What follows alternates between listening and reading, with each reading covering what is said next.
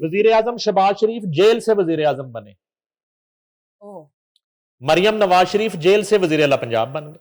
मतलब आप कह रहे वहीं पे डील्स शुरू हुई हैं? डील्स नहीं कह रहा मैं इनका स्टेटस बता रहा हूं। जब ये हुकूमत में आए थे तो तब इनका स्टेटस क्या था ये बता रहा हूं। ठीक है सर।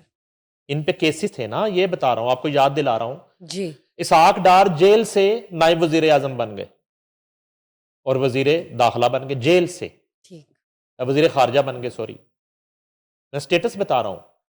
वो मुल्क से बाहर मेडिकल पे गए हुए थे और उनका स्टेटस जेल का था, अगर आपको याद हो या ना याद हो।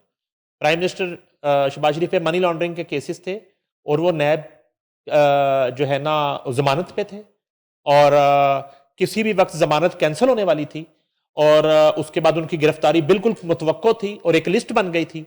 आसिफ अली जरदारी जेल से मेडिकल पर थे, फरियाल तालपुर गिरफ्तार थी और जो है ना उन्हें एक बेल मिली थी और अभी केस चल रहा था और एक आवाज लगा दी थी इमरान खान ने, एक लिस्ट बन गई थी जिसमें राना सनाउल्लाह का नाम भी शामिल था, ख्वाजा आसिफ का नाम भी शामिल था, साद रफीक का नाम भी शामिल था, आसिफ जरदारी भी शामिल था, फरियाल तालपुर भी शामिल थी, जिसमें पीपल्स पार्टी की और क्यादत भी शामिल थी। और ये उसने आवाज लगा दी थी उस वक्त के वजीर आजम ने कि ये लोग अब जेलों में जा रहे हैं और गालबन हमजा शहबाज शरीफ पहले जेल में थे और सलमान शहबाज जो है उनके मनी लॉन्ड्रिंग के केसेस थे, ठीक है। और नवाज शरीफ जो है वो मेडिकल पे प्लेटलेट्स की वजह से बाहर गए हुए थे, लंदन में थे, उनका स्टेटस भी जेल था, ठीक है। मरियम नवाज जो थी आपको याद होगा नैब पेशी के लिए आई तो वो केस अभी अगला केस उन पे पड़ गया हुआ था, तो वो भी तकरीबन जेल के दहलीज पर थी।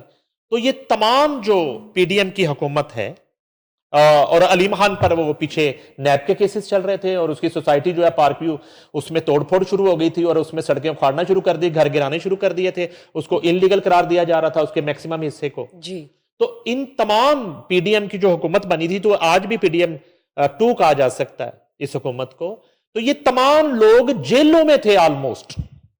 कोई जेल की दहलीज पे था, कोई जेल के अंदर था, कोई जेल से चंद घंटे और चंद किलोमीटर के फासले पे था। तो फिर क्या होता है कि नक्शा बदल जाता है और ये तमाम लोग जेलों से हुकूमत में आ जाते हैं और उस वक्त का वजीर आजम और उसके हवारी जेलों में जाना शुरू हो जाते हैं। मैं ये आपको बताना चाह रहा हूं कि ये एक मकाफत अमल है, कल फिर कोई नक्शा बदलेगा।